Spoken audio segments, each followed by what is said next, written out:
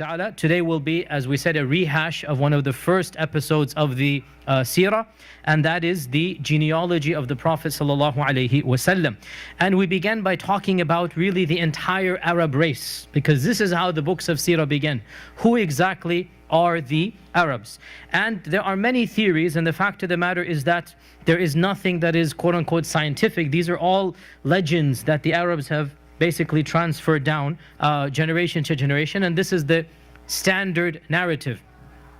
The standard narrative goes that the Arabs can be divided into two broad categories. The first of them are the extinct Arabs, al-Arab al-Ba'ida, they're gone, the extinct Arabs.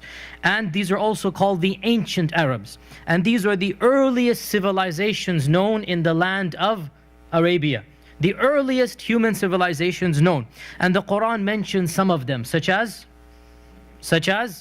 Thamud and Ad. And there were other tribes as well. And so these civilizations, they no longer exist, obviously, and their progeny, according to the majority and dominant opinion, and we'll come to another opinion, has been completely exterminated. That Allah subhanahu wa ta'ala basically exterminated all of them.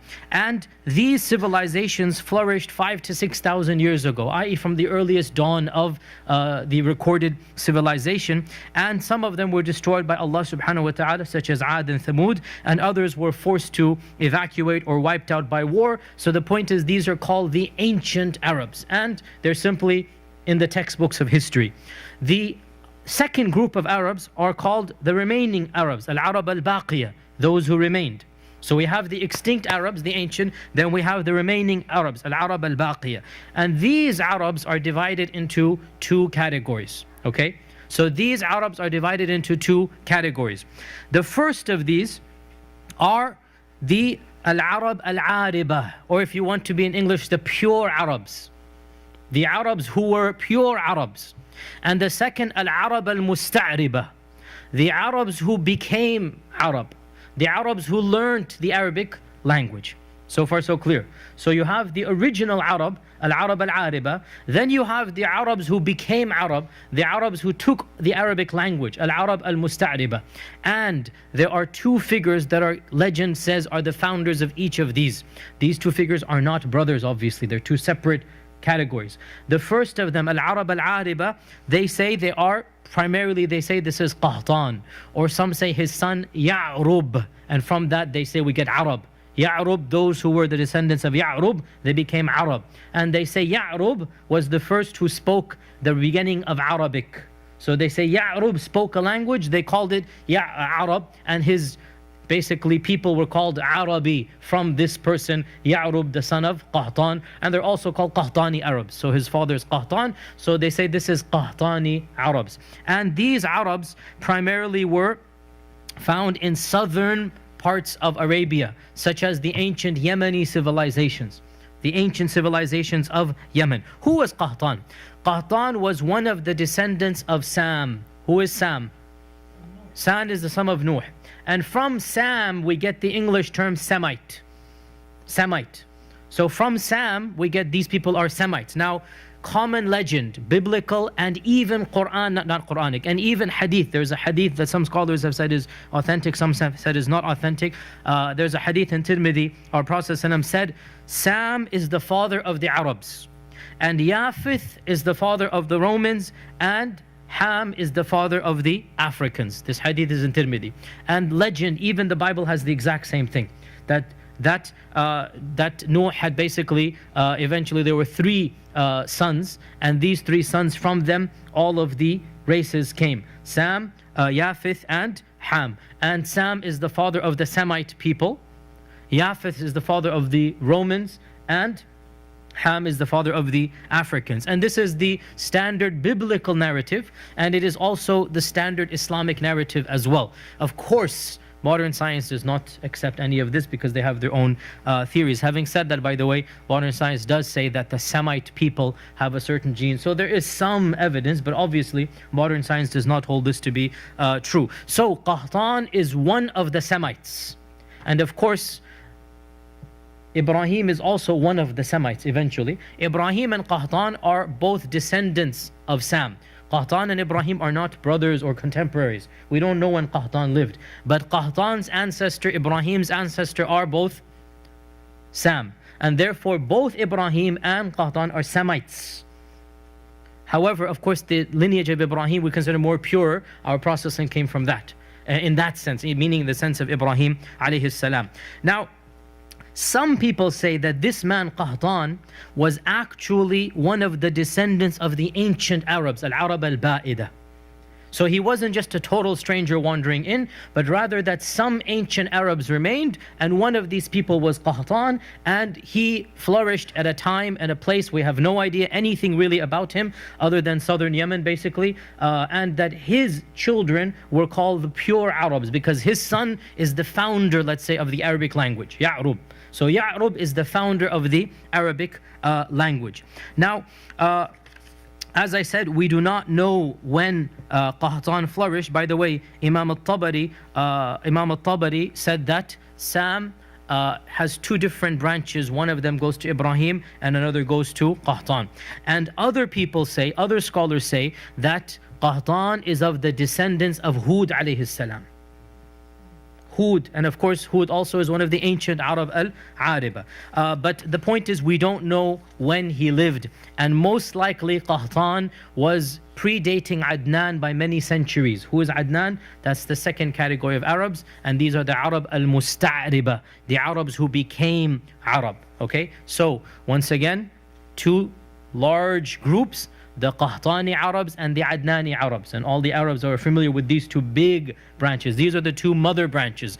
The Qahtanis are those who lived in Arabia from the ancient times after the destruction of the first Arabs. Clear?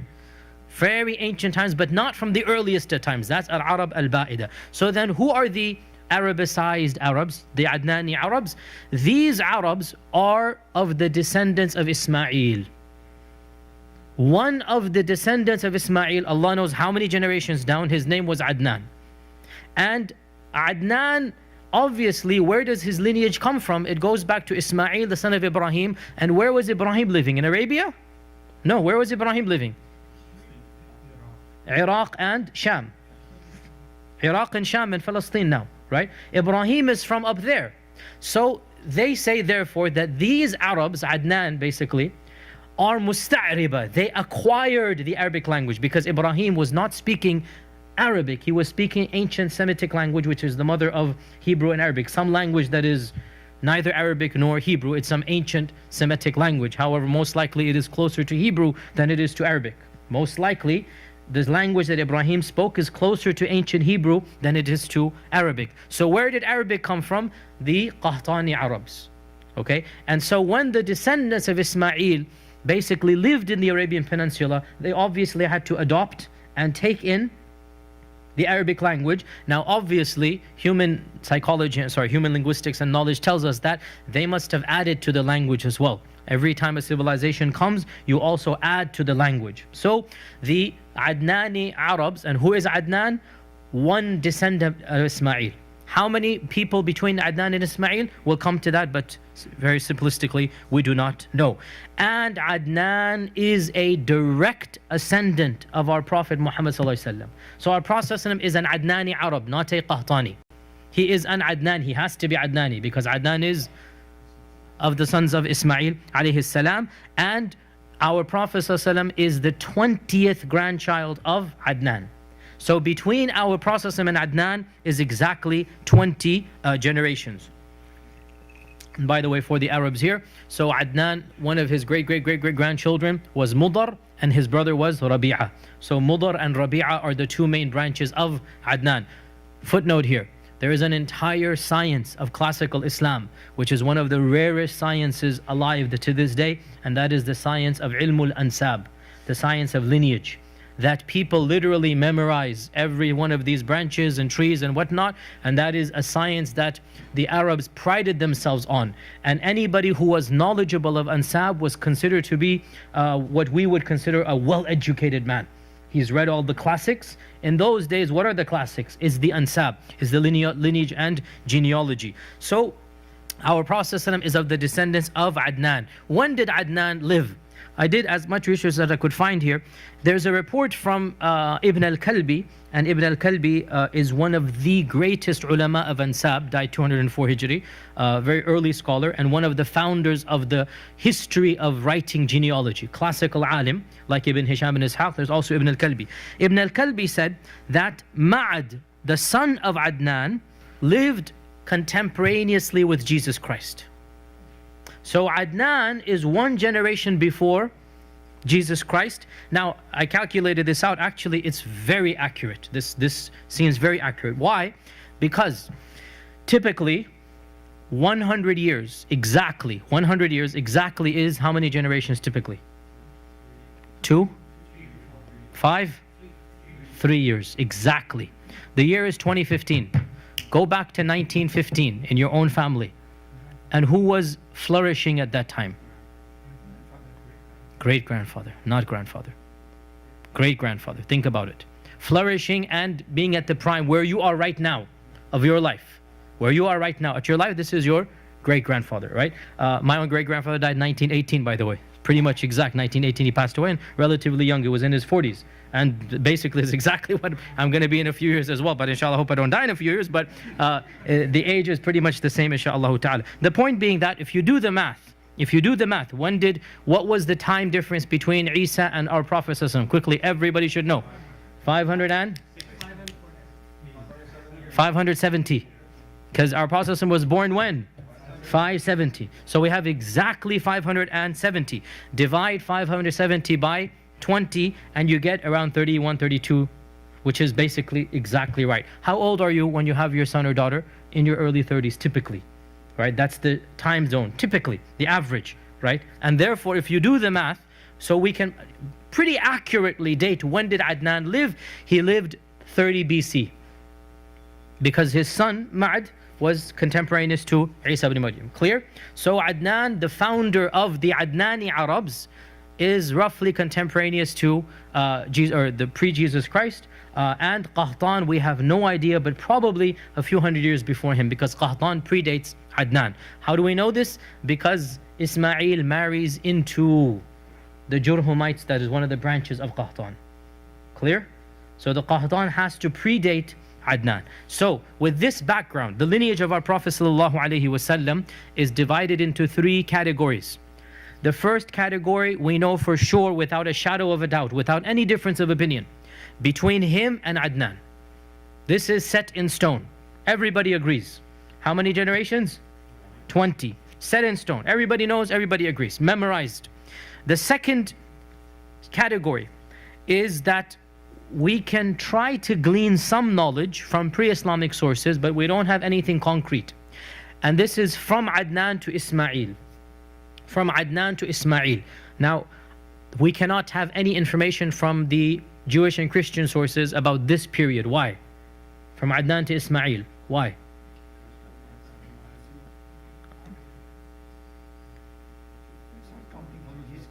Jesus, okay, how about the biblical sources? No, the what? It's not mentioned. Why is it not mentioned? Exactly. They don't care about Ismail's lineage. The Bible does not mention at all Ismail's lineage. By the way, the Bible mentions that there's going to be the sons of Kedar. And one of the descendants of Ismail is Qaidar. Right? The Bible mentions, go look it up. If I'm not mistaken, it's in Genesis. Where Ismail is mentioned, and Allah says, I shall make a great nation out of him. And it also mentioned the sons of Kedar, K-E-D-E-R. And Qaidar is one of the sons of Ismail and one of the ancestors of Adnan. So Qaidar is mentioned in the Bible. But that's about it. So where do we get this information from? From Arabic folklore.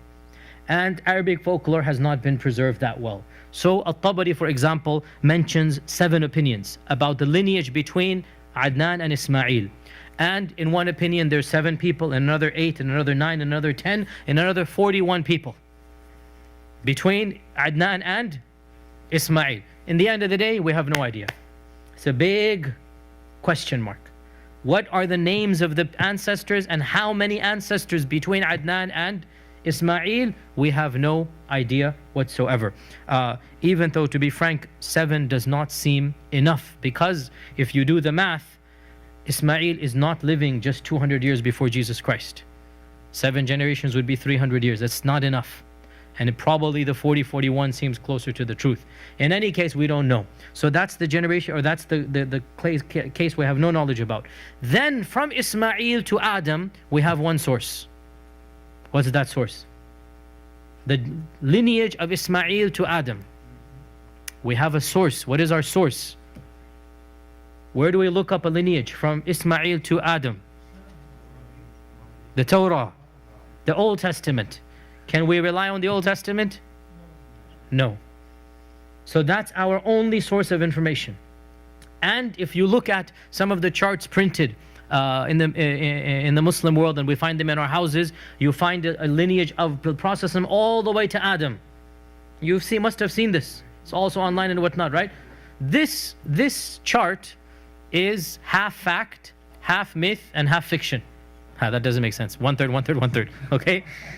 As for the fact, it is between us and between Prophet and Adnan. That's a fact. From Adnan to Ismail, somewhat of a myth. Then from Ismail to Adam, this complete, we take it from the Jewish Christian sources. We don't have anything in our tradition about the lineage between from Ismail and Ibrahim all the way back to the Prophet Adam alayhi salam. And if you look at this chart and count the numbers, you will find exactly 55 generations between Adam and the Prophet sallallahu alaihi wasallam.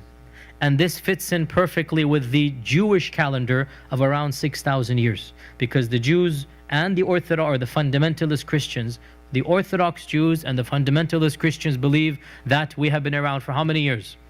6,000 years. And this genealogy kind of sort of fits in perfectly to that narrative. Of course, this is highly problematic in light of modern science, in light of archaeology, in light of human remains, in light of cave paintings. I've gone into this tangent multiple times right here from this platform. I'm not going to go into them again, but the fact of the matter is that we can carbon-14 date humanity pretty clearly for tens of thousands of years. We have paintings in France. We have Aborigine structures going back 30,000 years in the minimal. 30,000 years. This is like literally set in stone, carved in stone. That's not a pun.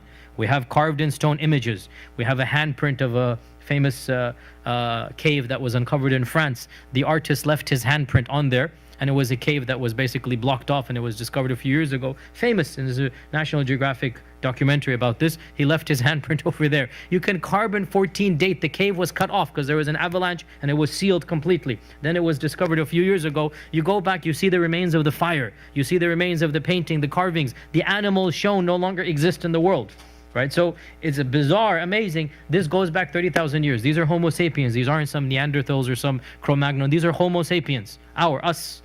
The hand, even the guy who was there literally put his hand there and he showed this is the same size as us, everything. The point being that clearly 6,000 years does not make sense from a scientific perspective. And I've said this before, I'm not going to go into it now in a lot of detail, but we as Muslims do not have to believe the 6,000 year timeline. Our tradition does not tell us to believe in 6,000 year timeline. We have no problem extrapolating back 20, 30,000 years as long as science tells us. And if we were to do this, then we have to say that this lineage that is shown between Adnan and Ismail and between Ismail and Adam has to be wrong, because there must be more people. Cannot just be just this small lineage. And there are evidences to this as well. Imam Malik ibn Anas was told about a human being in his time who could trace his lineage back to Adam alayhi salam. And Imam Malik said, and how does he know? Who told him this lineage? He denied this, and he said that, how about to Ismail? And Imam Malik said, even this I doubt. That it's not, how would somebody know his lineage back to Ismail alayhi salam? And there's also a hadith in it, a hadith regarding this in Mu'jam al-Kabir wa al-Tabarani, which has some slightness in the chain, that the Prophet ﷺ heard somebody saying his lineage back to the Prophet Nuh, in which the Prophet ﷺ, when he heard this lineage, he said, كَذَبَ النَّسَّابُونَ. These people who are putting this lineage have lied. The genealogists have lied. Then he recited the verse in the Quran, Surah Furqan, I believe. وَقُرُونًا بَيْنَ ذَلِكَ كَثِيرًا. And there were kathir, many generations between them. So it is as if, now the hadith is slightly weak, if we say it's authentic for historical reasons, meaning when it comes to history we can be a little bit lax and accept incidents, but it's not authentic as a saying of the Prophet. But it makes sense, to be honest. Allah says in the Quran, وَقُرُونًا بَيْنَ ذَلِكَ كَثِيرًا. There were many generations between, and Allah is mentioning past nations. And Allah says there were many generations between them. If Allah is saying many, in my humble opinion, this is not 10, 15, 20. For Allah to use the word kathir, it doesn't mean, in my opinion, it's just like, it doesn't make sense that this is just 7 people between Adnan and Ismail, or 10 people between. It seems to be a little bit more than this, right? And this would fit in perfectly with modern science as well, that there were many, many, many generations. And there are other evidences as well that indicate that 6,000 years doesn't make any sense whatsoever. Of them is the Prophet that I'm saying, بُعِثُ أَنَا وَالسَّاعَ كَهَاتَيْنِ, that I and the Day of Judgment have been sent like these 2 fingers. Meaning the difference between these 2 fingers is how little? How little is the difference? I and the Day of Judgment have been sent like these 2 fingers. Meaning the Day of Judgment is right after me. Okay? So since the beginning of man until the process is this finger, and then the beginning of man till the Day of Judgment is this finger. So how much is the difference? This little. Okay. We are now in what year of the Hijrah? Who can tell me?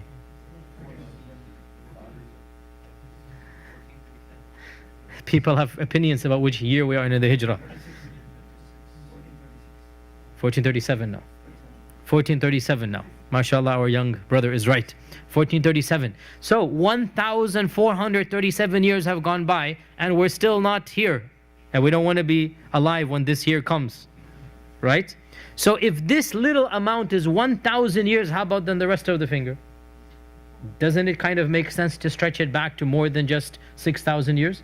And there are other evidences as well. Of them is the hadith in the Sahih Muslim, where Allah subhanahu wa ta'ala created the children of Adam, and Adam was there and he saw a bright light amongst his children, and he was amazed by this light. And he said, "Who is this, O Allah?" And Allah said, "This is your son Dawood. This is your son Dawood, who shall live towards the end of times. Akhiru zaman." Now hold on a sec. Dawood is Akhiru zaman? What does that mean about us then?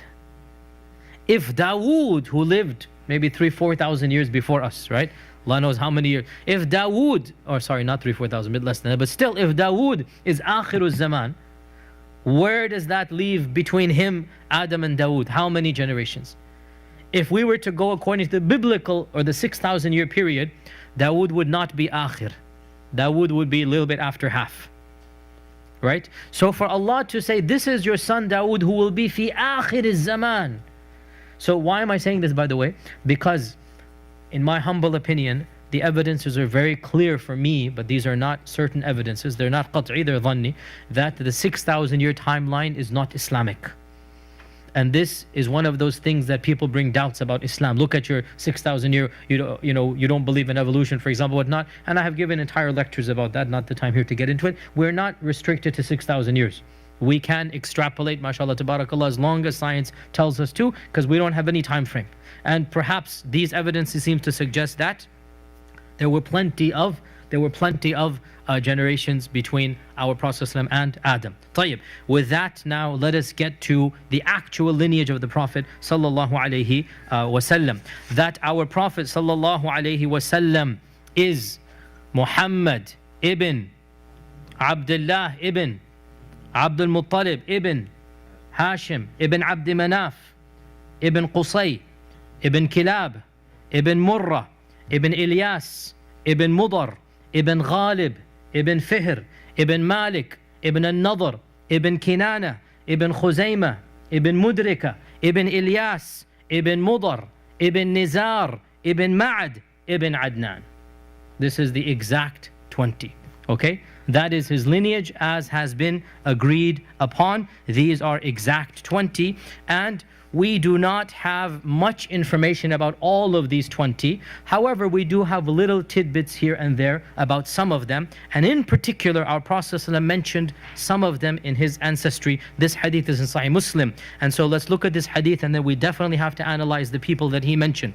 That our Prophet ﷺ said, إن الله اصطفى كنانة من ولد إسماعيل. Allah chose Kinana from all of the descendants of Ismail. واصطفى قريشا من كنانة. And he chose Quraysh from Kinana. واصطفى من قريش بني هاشم. And he chose the Banu Hashim from the Quraysh. واصطفاني من بني هاشم. And he chose me from the Banu Hashim. So we believe that the lineage of our Prophet ﷺ is the best and the most noble lineage ever. That nobody had a more noble lineage.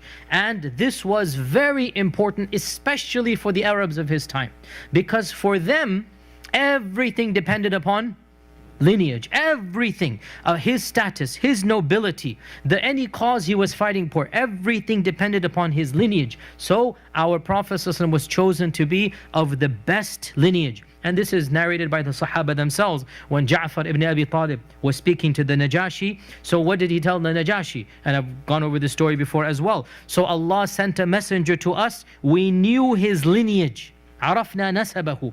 And when Al-Mughira ibn Shu'bah stood in front of Yazdajard, the last emperor of Persia, what did he tell Yazdajard, the last emperor? He told him, فَبَعَثَ اللَّهُ إِلَيْنَا رَجُلًا مَعْرُوفًا نَعْرِفُ نسبه ونعرف وجهه ومولده فأرضه خير أرضنا وحسبه خير حسبنا وبيته أعظم بيوتنا وقبيلته خير قبائلنا وهو بنفسه كان خيرنا. So in this hadith he's basically saying, Allah sent us a man, we know his lineage and we know where he came from, and his land is the best of land, and his lineage is the best of lineage, and his house, meaning his immediate qabila, is the best house, and his tribe is the best tribe, and he himself is the best of us. So our Prophet ﷺ has the best and the highest lineage. Now, pause here for a quick second, one of my quick tangents here. There is a lot of misconception amongst our Muslim ummah about the concept of sharaf, of lineage, of nobility of lineage. And people really get confused and messed up because I guess we have not done the job of explaining properly. We, meaning the scholars and students of knowledge, have not done the job of explaining this properly enough. Listen. Doesn't matter who your father was, Allah Azza wa Jal will not cause you to enter Jannah or Jahannam based upon your father. That's clear. Your lineage is irrelevant when you stand in front of Allah on the Day of Judgment. That much is clear. وَلَا فَضْلَ لِعَرَبِيًّا عَلَىٰ أَعْجَمِيٍّ وَلَا لِأَبْيَضَ عَلَىٰ أَسْوَدَ وَلَا لِعَرَبَ عَلَىٰ عَجَمٍ إِلَّا بِالتَّقْوَى.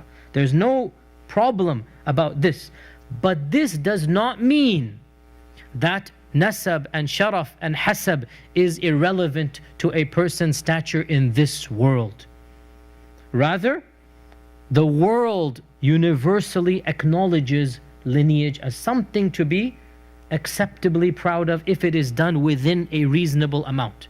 If it's taken to an extreme, then it becomes fakhr and it becomes haram. But there's nothing wrong with taking some amount of happiness and nobility, and status confers this nobility upon people. So even in America, which is one of the places where lineage has almost completely been destroyed, because America by and large is a land of immigrants, even unlike Europe where lineage still carries some weight. Even in America, if your last name happens to be Kennedy or Rockefeller, you're going to go places and doors will open up for you, whether you like it or not. This is the reality of the world that we live in.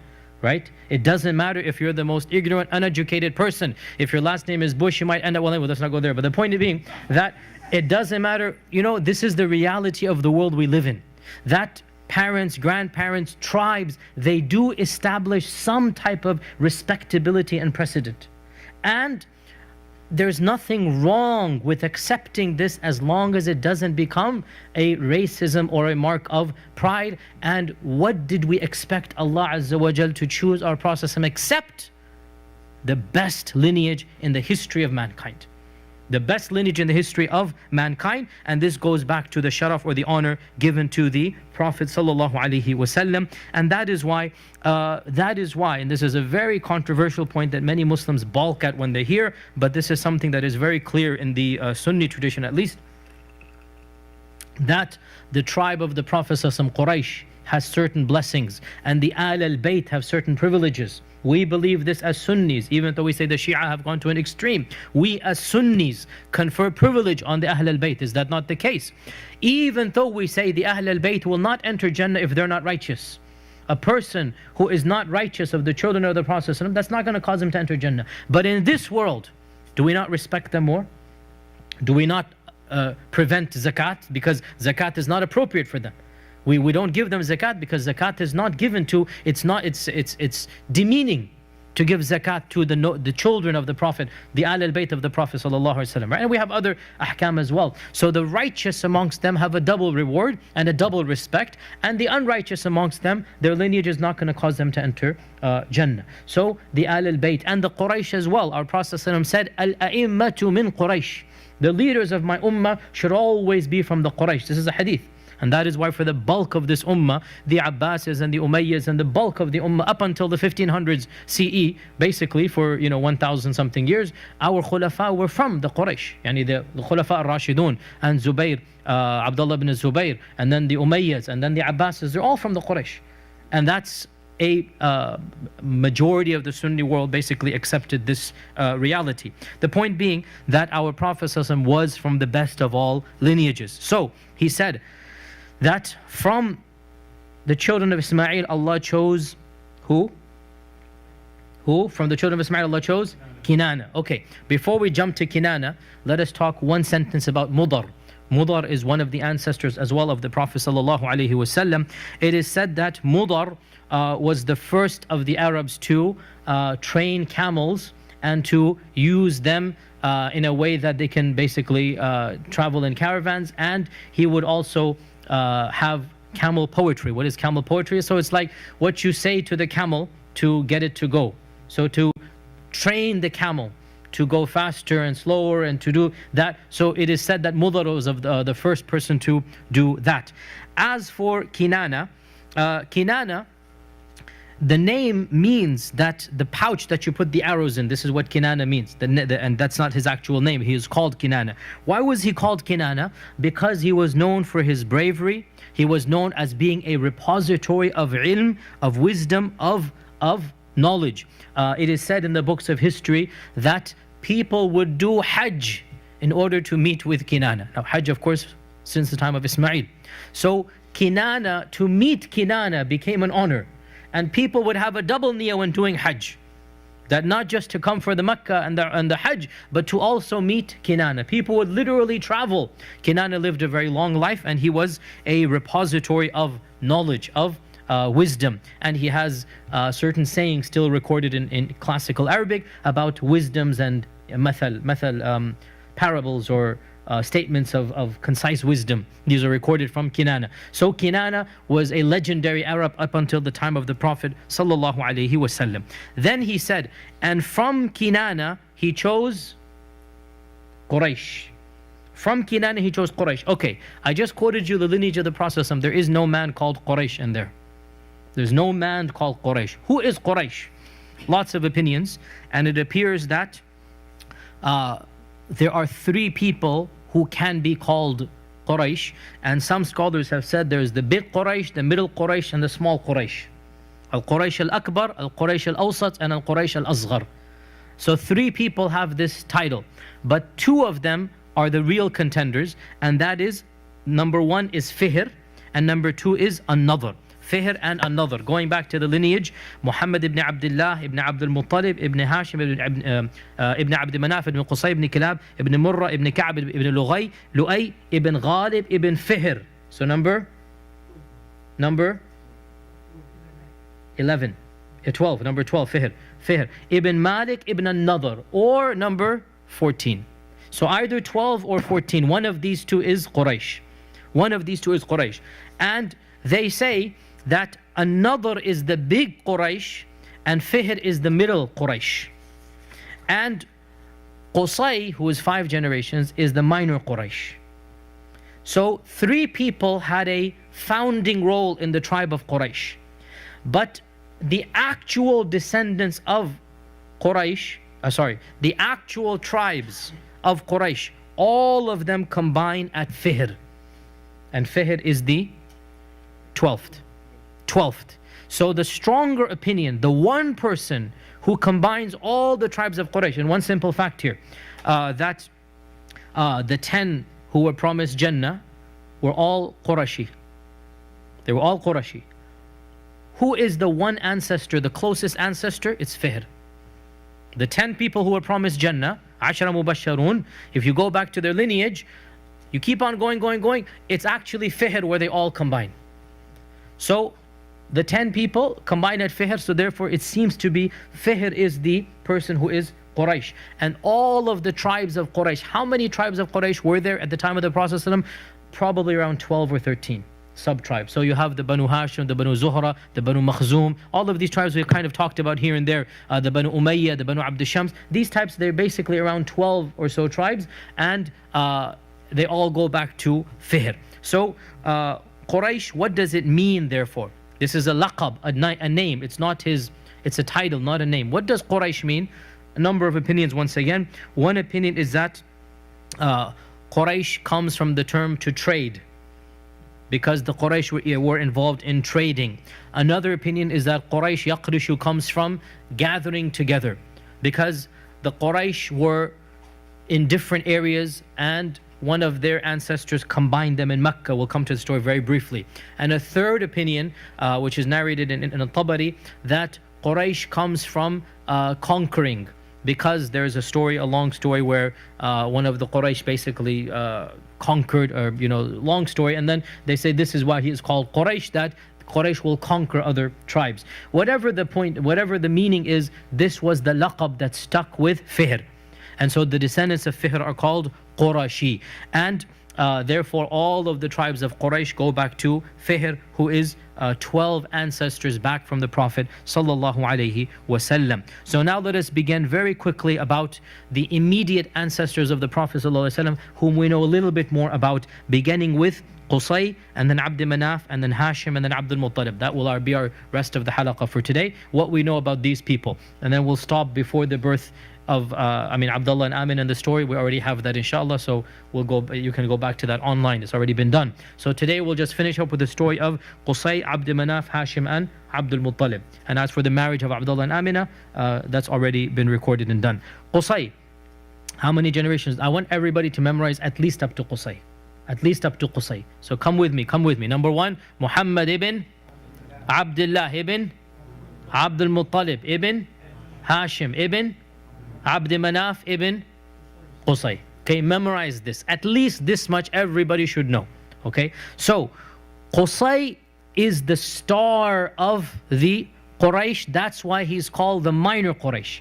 He really started the immediate ascent of the Quraysh, so that when the Prophet ﷺ came, the Quraysh are at the pinnacle of their power. Okay, so Qusay is the one who began. And then 5 generations later, the Prophet ﷺ comes, and of course he then takes it to an international level. So what did Qusay do, and when did he live? Qusay lived around 400 CE. Around 400 CE, i.e. 170 years before the birth of the Prophet sallallahu alaihi wasallam. So what did Qusay do? Many things. The most important thing he did, he wrestled back the power of the political city of Mecca into the descendants of the Quraysh. Well, who was in Mecca at the time? There was another tribe of the descendants of Adnan, but not of the descendants of Fihr, i.e. not a Qurashi. And this was the tribe of Khuza'a. So who are the Khuza'a? They are another Ismaili. When I say Ismaili, I don't mean that Ismaili. Ismaili meaning of the descendants of Ismail, right? Another branch, not the descendants of Fihr, Quraysh. The Khuza'a are another branch of the descendants of Ismail. And the Khuza'a had taken over the city of Mecca. Who did they take it over from? From the ancient Arabs that Ismail had married into, and that is, who did Ismail marry into?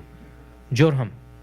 So Ismail had married into Jurham. Jurham stayed for a while. They began doing bad things, overtaxing the people. So the Khuza'a overthrew them and kicked out everybody, including Fihr's descendants, i.e. the original Quraysh. So where were they living? They were living in small encampments, in small dwellings outside of Mecca, i.e. not in the city of Mecca, but traveling distance from Mecca.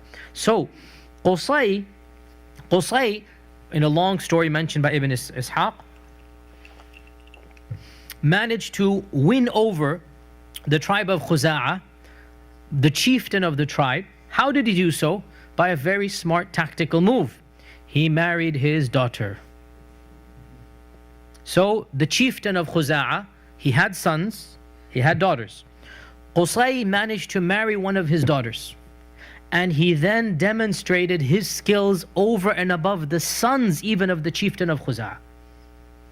And therefore, when the father died, now he's in the family, he's a son-in-law. The people wanted Qusay over the sons.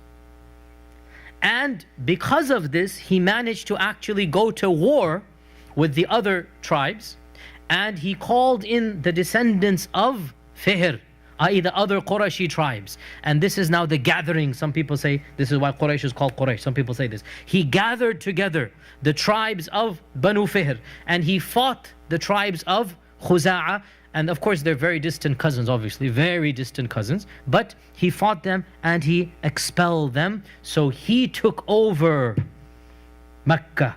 So the great-great-grandfather, 6 generations back, close to the great-great-great-grandfather of the Prophet ﷺ, reclaimed Mecca for the Quraysh. Or I should say claimed it, because before that time, until the time of Ismail, there was no. So Quraysh, when did they start their rise to power? In the time of Qusay. Now, what else did Qusay do?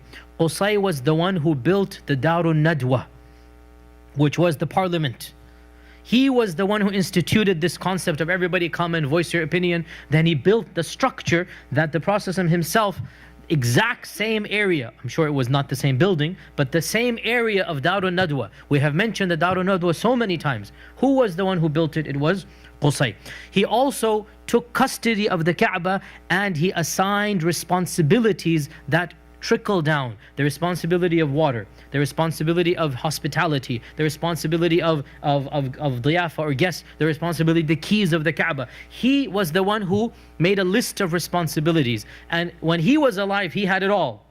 Then amongst his sons it was distributed until the days of Banu Hashim, where each tribe had a certain responsibility. And as we know, even in the time of the Prophet ﷺ, one of the tribes, the Banu Abdiddar, had the key, one had this, one had that. So all of these responsibilities, Qusay was the one who began it. And this also indicates that Qusay was the one who began the institution of taking care of the Hujjaj.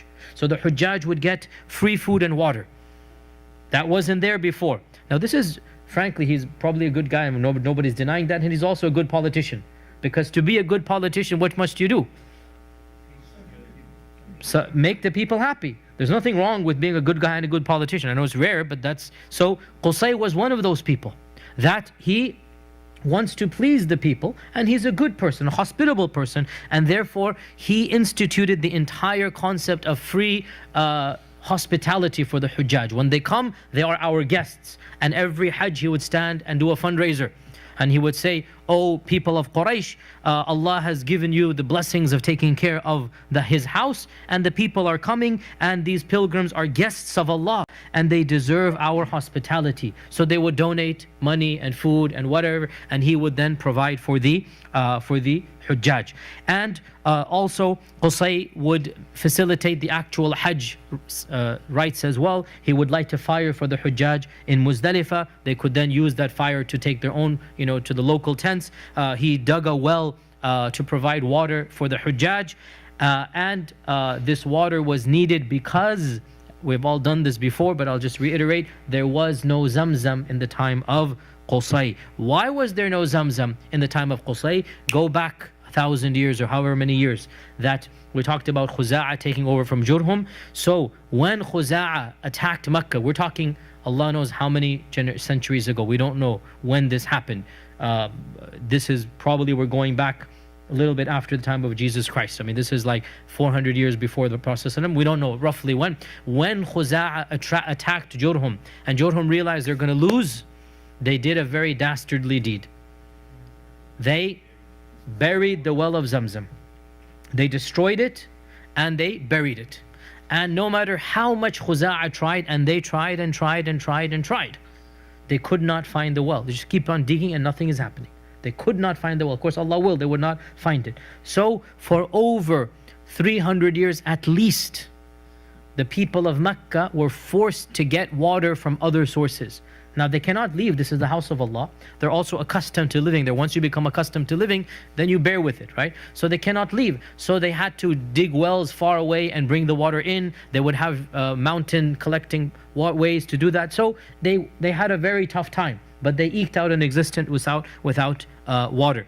And Qusay also, of the things that he did, he was buried at Hujun, and Hujun is the famous graveyard of Mecca. He was the first person to be buried over there, and to this day Hujun is really one of the most famous graveyards of Mecca. He was the first person, he's still buried there to this day.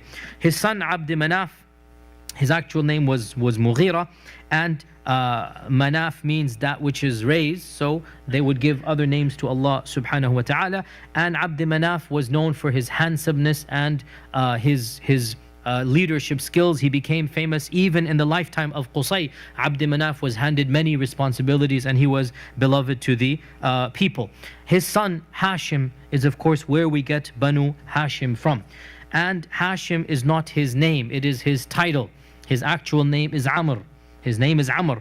And Hashim comes from Hashama, which means to grind, because he would grind the barley and present food to the pilgrims. So his name was Amr, and he was called Hashim because of his generosity. And it is said that Hashim never ever ate food alone, that if he was ever eating food, he would just call anybody to eat with him to show his generosity. He was never a person to eat alone. And Hashim did perhaps the most important thing to raise the economic level of the Quraysh. So his grandfather Qusay raised the political level of Quraysh by capturing Mecca. Hashim was the one who began the economic, if you like, raising of the Quraysh, and that is he instituted Rihlat al-Shita'i wal-Sayf. He was the one who thought of the idea. One particular year there was a very severe drought, and people were dying, and quite literally a man would take his family and build a grave in the middle of, just because nobody else is going to build a grave, and just wait for death to come because there was no food. And Hashim just thought, this is just too much, something has to be done. And he came across the idea that why don't we institute 2 journeys, one in the summer and one in the winter. So in the summer we go down to Yemen, and we go up to Rome, and in the winter we go down to Yemen. Rihlat al-Shita'i wal-Sayf. And they would go to the city of Busra, we talked about this, and it is still, the remnants of that city are still to this day visible. The very city of Basra, which is outside of Damascus by 80 kilometers or so, that Hisham began going up there and down to Yemen. And this really was a stroke of genius that of course Allah blessed him with. And there have been entire books and articles written in the English literature by non-Muslims about this reality, because it truly is. I mean, all of us who are knowing business here, business is all about location, location, location, right? Where is your business and what is it catering to? Location. And he came across the very simple idea that everybody's coming to us in Hajj. Why don't we give them stuff that we have? The market, it's all here in front of us. The people are there. Why don't we sell them the merchandise they'll need? Where do we get the merchandise from? Well, we got to get connected to the world trade routes. What are the world trade routes? Well, you want Indian stuff and African stuff? Well, then you go to Yemen. And in Yemen, you will have the ships from India coming, Indian spice, Indian this. You'll have the African stuff coming in to Yemen. So we'll go to Yemen to get the Indian and African stuff. And we'll go up north and to get the Roman and Persian goods, because there's the Silk Route, right? The Silk Road ended, I shouldn't say ended, it went through Damascus and Basra. So Basra is on the road of on the Silk Road. So the Silk Road, as we all know, is the most famous road of caravans. So he just hooked up to the Silk Road, right? And he made a lifeline all the way down to Yemen, and smack in the middle is Mecca, right? So Mecca became on the grid. It's connected now to the lifeline, and so Hashim became extremely wealthy. That's why he could feed the people. That's why he could be known as Hashim. He became extremely wealthy because he fed all of the pilgrims. Because he was the one who instituted Rihlat al-Shita'i wal-Sayf. And Allah mentions to the Quraysh, I blessed you with this.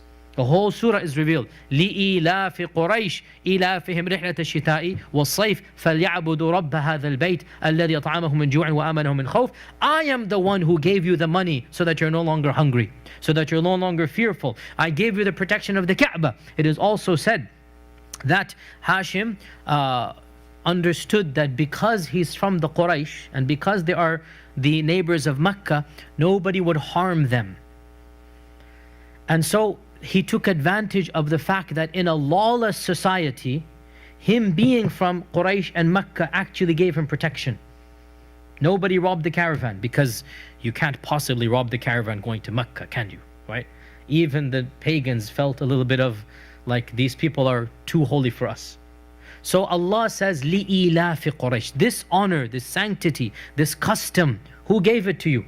And it is also said that he struck a deal with the kings of Rome and Yemen, that to basically, protect them when they're in their lands and to give good deals. So basically he's a businessman and he struck gold. And of course Allah blessed him with this, because again, look, Qusay did the politics, Hashim did the wealth, and then Abdul Muttalib did the prestige and the Zamzam. All of this, every one of the ancestors of the Prophet ﷺ changed the course of the Quraysh history. And of course it's building up, because what is prestige of lineage other than what your ancestors have done, right?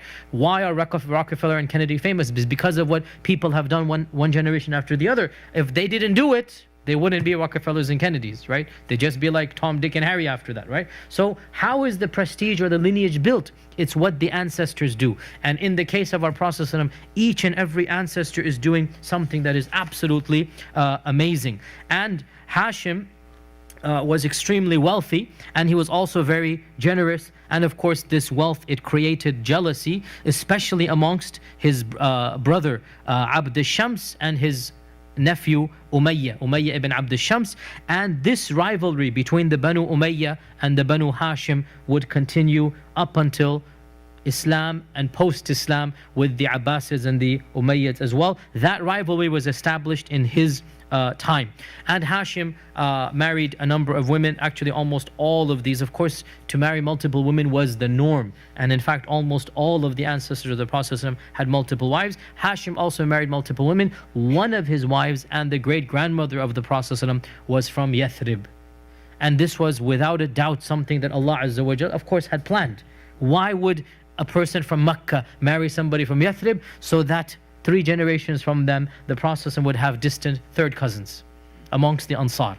Abu Ayyub al-Ansari is one of them, right? So he would have distant cousins from the Ansar. So Hashim married from Yathrib, and he died on a trading trip to Gaza. Our Palestinian brothers know this very well. And there is a masjid to this day called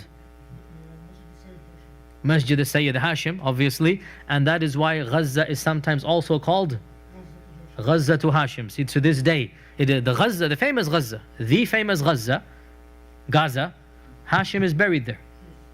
Hashim is buried there. And the city is called the Gaza of Hashim. To this day, Gaza to Hashim. And his masjid is over there. So he died far, far away. And his son, then, because his father had died, his mother took his most important son to her hometown of Yathrib. And so the Prophet ﷺ's grandfather was raised in the very city he would migrate to. And this is, of course, without a doubt, Allah's qadr, Allah's plan. Otherwise, really, Yathrib and Makkah don't have those strong ties. And of course, the Prophet ﷺ's grandfather, what's his name? Abdul Muttalib, but that's not his name. His name is Shaybat al-Hamd. Shaybat al-Hamd. Shayba is whitish hair that old people have. I'm getting it right now, mashallah, tabarakallah. Okay, I'm beginning my Shayba right now. Shayba is the whitish hair. Some of you, mashallah, mashallah, tabarakallah, right? I'm not at that level yet. Others of you are hiding it, mashallah, tabarakallah as well, okay? And others of you don't have to worry about anything, okay? Mashallah, you're the smartest ones, mashallah. So Shayba is the whitish hair that you have when you're old. And of course, some kids are born. There are some kids that are just born. So he was born with a whitish streak. So they said this is the Shayba of praise, Shaybat al-Hamd. So they called him Shaybat al-Hamd.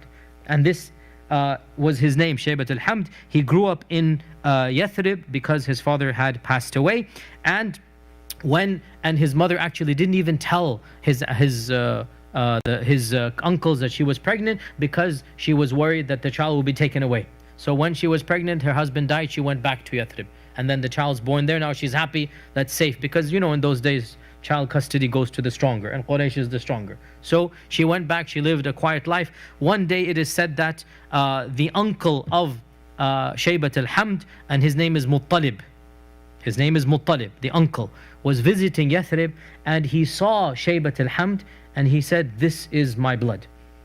Now, it's very true actually that in those days, and even now, they had this gift of recognizing this is not a Yathribite, this is not an Ansar, this is a Qurashi. And he found out, turns out, oh, this is the woman that my brother married, so he realized this is my nephew. And so he concocted a plot, long story, and he basically literally abducted the child. Like, the relatives would not have let him go. And he coaxed the child that your ancestor and so you have a great lineage, you will reclaim your honor. Some say that even the mother was convinced, others say even the mother did not know, but definitely the uncles did not know, meaning the uncles in Yathrib. And he took the child and dashed away on the camel, and he rushed back to Mecca. And when the people saw him with a young lad, they assumed the young lad was a new slave he had purchased. So that is why they called him, oh, this is, Muttalib has an Abd al-Muttalib. Muttalib is his uncle. And the name stuck, and therefore he is called Abdul Muttalib. And Abdul Muttalib initially had a bit of a struggle with some of his uncles and cousins, because his father had died and his uncles had taken the lion's share of the wealth. But Abdul Muttalib proved himself with his own uncles and inherited his father's share of the grandfather's wealth, and managed to carve out for himself an entire legacy. And we're going to just quickly gloss over the story of Abdul Muttalib, even though it is very important, but this is a story that has been told and retold so many times. I'll just quickly mention the three main things that happened in his lifetime, and the details, unfortunately, I will have to just gloss over for this lecture because we do not have time. Actually, I'm condensing 2 lectures into one, because we did 2 different lectures and they were not recorded. The 3 main things that happened in the lifetime of Abdul Muttalib is, number 1, the rediscovery of Zamzam. Number 2, his vow to sacrifice Abdullah. And number 3, the incident of Abraha and the elephants. And these are stories well known to every Muslim, right? But I'll just quickly gloss over them, especially details we do not know. So we understand why Zamzam was covered up. And how therefore did Abdul Muttalib discover Zamzam? That he saw it in a dream. Allah showed him in a dream that if you go to such and such a place next to this idol, between that stone and marker, because there was idols around the Kaaba, if you go to this place and you dig, you will find Zamzam. Initially he ignored the dream, but he kept on seeing it, until finally he realized this is from Allah. And so at the time he only had one son, Harith, and Harith is his oldest son. And so his kunya is Abu al-Harith. Abdul Muttalib's kunya is Abu al-Harith. And so he took his one son and himself, and he took a shovel and an axe and began digging. And the Quraysh, of course, are mocking him. You think you're going to discover Zamzam after we haven't found it for 300-400 years? And he kept on digging until he struck something far more precious than gold, far more precious than oil. He struck water. And as we all know the story, when the water began bubbling up, the Quraysh surrounded him, his own relatives, and they said, this is our property now. And he refused, and he said, no, I discovered it, I have the rights. Now again, it's not as if he's not going to give them water, but there comes power and there comes prestige by claiming this, both power and prestige, and he knows this.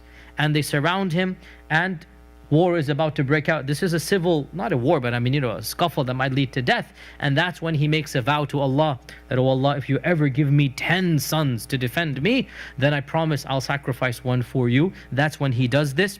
But they don't want to fight him.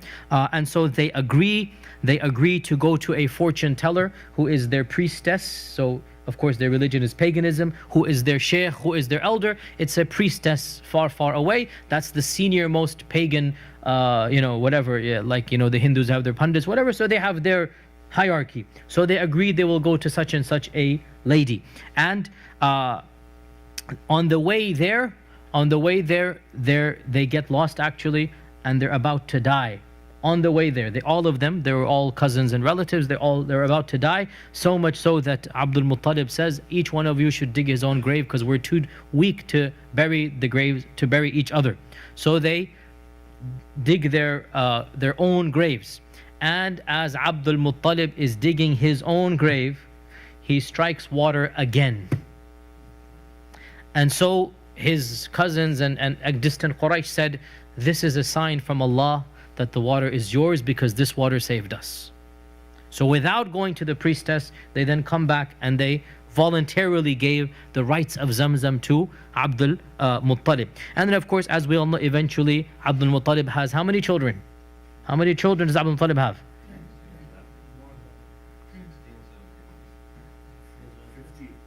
15, huh? 16, 18. He has 18 children eventually, with mashallah 5 or 6 women.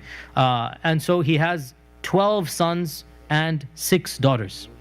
12 sons and 6 daughters. And then, to be honest, he probably had more than 12 sons and 6 daughters, because in those days kids died in their youth. But 12 sons who lived to become adults, and 6 daughters who lived to become adults. And the ones that we are most familiar with, we don't really know much about most of them, to be honest. They died even before the coming of the Prophet. Because remember, Abdullah was one of his youngest, not the youngest, but one of his youngest sons, right? So Harith actually died in the life of Abdul Muttalib. And the majority of his sons died because Abdul Muttalib lived almost to the age of 100. Almost to the age of 100 he lived. That's a very old age, especially for that time, when the average age was probably 30, 40, 50 years old. So he lived almost to the age of 100. So Harith was his eldest, and then Zubayr, Abdullah, and Abu Talib were from the same mother. Zubayr, Abdullah, and Abu Talib were from the same mother. Then Abbas and Dirar from another mother. Then Hamza and Muqawwam and Hajar from another mother. And then Abu Lahab all by himself from one mother. So Abu Lahab is by himself. And he has 6 daughters, Safiya, and of course Safiya is the only one of his aunts who accepted Islam. As for the other aunts, we only know of Atika, who was alive when the Prophet began preaching, and then she simply disappears from the seerah. We don't know whether she accepted Islam. To be frank, most likely she didn't. That's what seems to be the case. And then we have Hakim, and then we have Umayma, and Umayma is the mother of Zaynab bint Jahsh, the cousin that he married. Zaynab bint Jahsh, how was she a cousin? Through Umayma. So she was his father's sister's daughter. Okay? And then we have Arwa and Barra. These are the 6 daughters of Abdul Muttalib. So we all know the story. I'll quickly gloss over it, that when all of these sons reach adulthood, he tells them to vow, and he says, look, I'm a man of my word, Allah bless me, and I have to give one of you up to Allah to sacrifice you. And that's when, as you know, he took Abdullah in front of the Kaaba, and the Quraysh said, you cannot do this, he is the most beloved.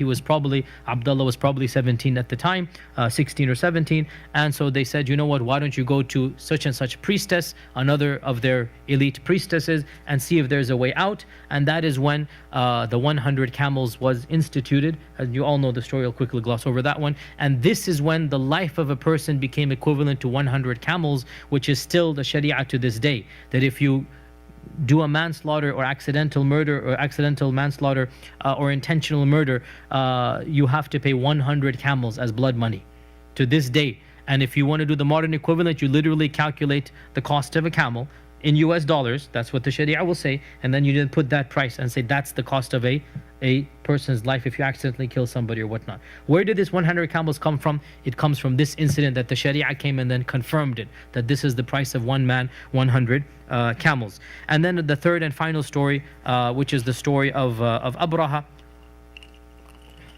and our quickly final story inshallah ta'ala, and that is that Abraha was the governor of Yemen under Najashi. So Najashi, not the same Najashi as the one that the Prophet Sahaba emigrated to, but his father.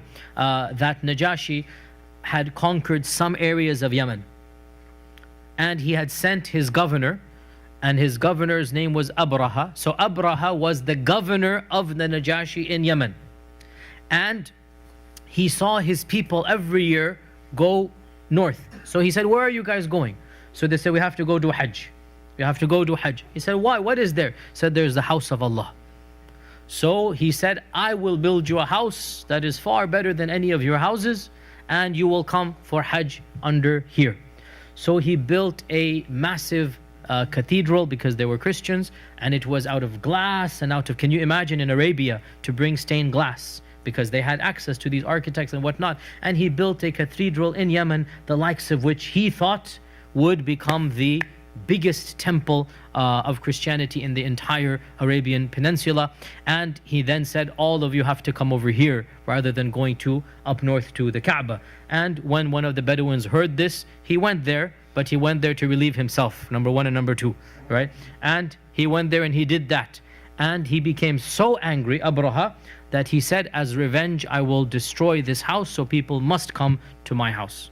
And that is why he gathered together his army. And of course, because they were from Abyssinia, so they had elephants. Otherwise, elephants did not live in the Arabian Peninsula as natural beasts over there. But because he was from Africa, so he had a group of African elephants. And of course, the people of Africa had trained the elephants to be instruments of war. And this was when he marched to the Kaaba, and he went with his army of around, they say, some say 8 and some say 20 elephants. And the chief elephant, by the way, his name was Mahmud. Mahmud was the name of the chief elephant. And it is also said that he hired a Arab guide to take him to the Kaaba. And this guide, his name was Abu Rughal. Abu Rughal. And Abu Rughal became infamous for treachery, because to trade your honor for money and to lead Abraha through the ways to get to the Kaaba. And so there's an expression in Arabic which I don't think the Arabs still use. They say, more treacherous than Abu Rughal. I don't think you have this anymore, right? Okay, so this was common at the time of the Prophet, and later on, this was a classical Arabic saying, more treacherous than Abu Rughal. Abu Rughal is this person from that example. And Abraha came with the entire army. As you know, when he got to Mecca, he captured the livestock of Abdul Muttalib, over 200 camels and sheep, which by the way shows you Abdul Muttalib is a rich man now. Times have changed for the Quraysh, mashallah, money is flowing in. And you all know the story that Abdul Muttalib came, and this is where we read the description of Abdul Muttalib, that he was a tall man, 6 foot tall, maybe huge, far taller than any of the other Arabs. And he was handsome and admirable. And there's no denying, and this is scientifically proven as well, that those people who are handsome, or women who are beautiful, they actually get leadership positions. This is a scientific study. The qadr of Allah Azza wa Jal, you just automatically give respect or whatnot to people who are looking better. And Abdul Muttalib was one such person. Very handsome, very strong, very tall. He looked like a leader. So much so, it is said when he entered into the tent that Abraha was in awe of this man. So tall and handsome, he actually stood up from his chair and sat down on the floor with Abraha as a manner of respect. That Abraha, the chieftain of Mecca, has come. And he said, as you all know the famous story, I'll go quickly over it, that he said to he said to Abdul Muttalib, I have no problem with you. You just get out of the city and I'll destroy your house. And I have no problem with you guys. There's nothing personal. I just want to destroy your house of worship. It's nothing against you. And that's when Abdul Muttalib said, I didn't come to you to talk about the house. I didn't come to you to talk about the Kaaba. I came to you to talk about my camels. And this is when Abraha lost all respect for Abdul Muttalib. And he said, I have come to destroy your holy house, and you're coming to talk to me about your camels. And by the way, this shows us, subhanAllah, that even though Abdul Muttalib didn't come back with the right punch, he didn't come back with the one-liner yet. But what does it show? When you stand up for your principles, people will respect you. Even though both of them are different religions and pagans, but still, Abraha thought Abdul Muttalib is going to argue about his house.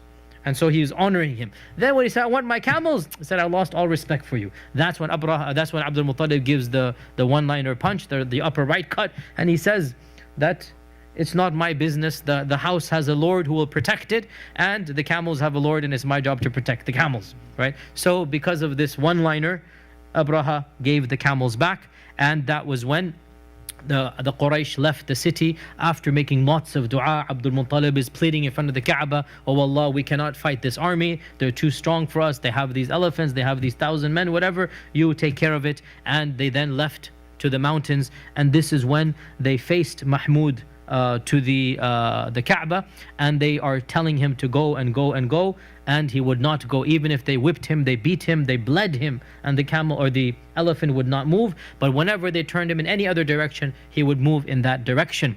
And that is why in the Treaty of Hudaybiyah, when the Prophet's camel stopped, what did he say? "Don't get angry at my camel. The same one who stopped the elephant from entering Mecca has stopped my camel as well." There's a wisdom, right? Habisaha habisul fil. So Allah stopped the camel, the elephant, from entering, and as they're debating what to do, that is when large birds came. أرسلنا عليهم طيرا أبابيل ترميهم بحجارة من سجيل. So stones from Jahannam. Imagine stones from Jahannam in this world.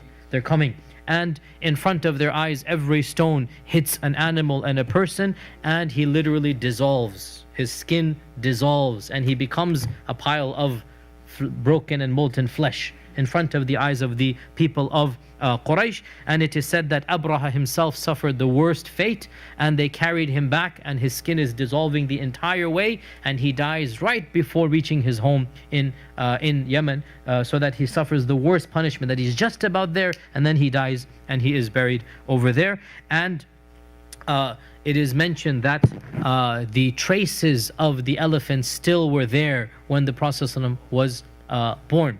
And one of the Sahaba, his name is Qubath ibn Ashyam. Qubath ibn Ashyam has a very famous narration in Sunan at-Tirmidhi where Abdul Malik ibn, one of the Umayyad caliphs, one of the early Umayyad caliphs, asks him that, "Are you bigger or the Prophet ﷺ is bigger?" Meaning in age. أَأَنْتَ أَكْبَرُ أَمْ رَسُولُ اللَّهِ صلى الله عليه وسلم? And he means in age. So Qubath says, الرسول صلى الله عليه وسلم أكبر مني وأنا أسن منه. The Prophet is bigger than me, but I was born before him. Meaning, don't say, "Are you bigger or not?" The Prophet is bigger than me, but I was born before him. Why? Because I remember my mother taking me and showing me the defecations of the elephants that had withered and become yellow. I saw the elephants and their defecations when I was a young boy. So he's showing, and of course the Prophet was born in the year of the elephant. The fact that Qubath remembers this, so he's saying, "I'm older than him." How did he prove he's older?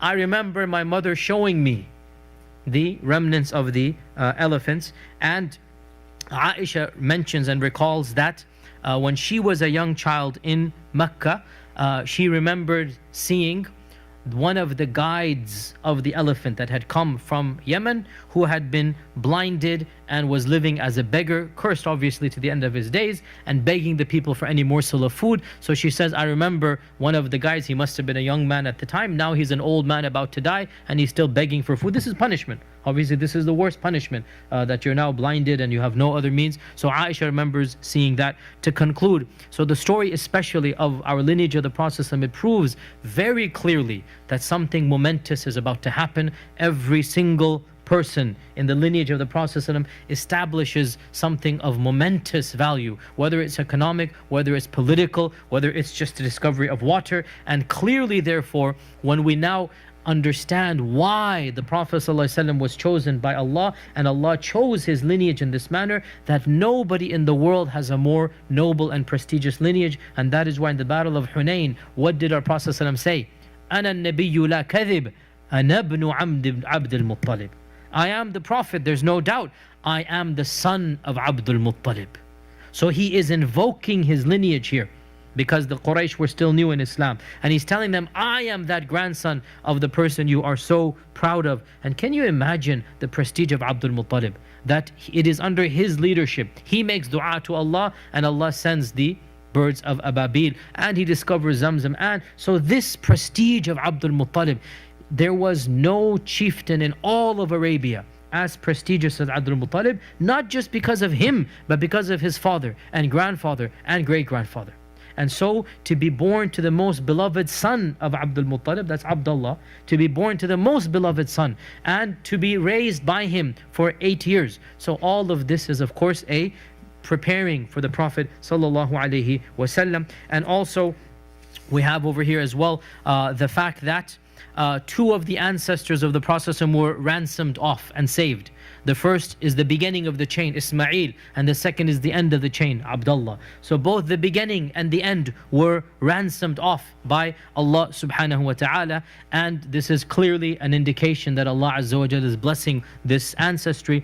And the fact that there's also some hidden wisdom here, some semi-mystical wisdom here, that we have a Christian attacking a pagan, Abraha attacking Abdul Muttalib, and the Kaaba is the subject of attack, and neither of them is able to defend. In fact, the one is attacking and the other cannot defend, and Allah defends the Haram. And who was living in the Haram at the time? Amina, and she must have been pregnant with our Prophet ﷺ. So quite literally, because he's born in the same year, a few months later, so this means Amina, when the incident of Fil takes place, our Prophet ﷺ is literally in the womb of Amina. So there's a huge symbolism here that Allah Himself protects not just the Kaaba, but what else? Our Prophet ﷺ. And it is as if to indicate that the mushrikun could not protect the Kaaba. They're not worthy of the Kaaba. So Allah subhanahu wa ta'ala destroyed those who attempted to harm it, because there will come now somebody who will be worthy of the Kaaba. The Quraysh have not been worthy to the level they deserve. So somebody will now come, and that is our Prophet sallallahu alaihi wasallam, who purified it of its idols, who made it the Qibla, and who returned it to the glory that it was, and that is the initial house that Ibrahim alayhi salam built. And with that we come to the conclusion of our quick summary of two halaqas, insha'Allah ta'ala.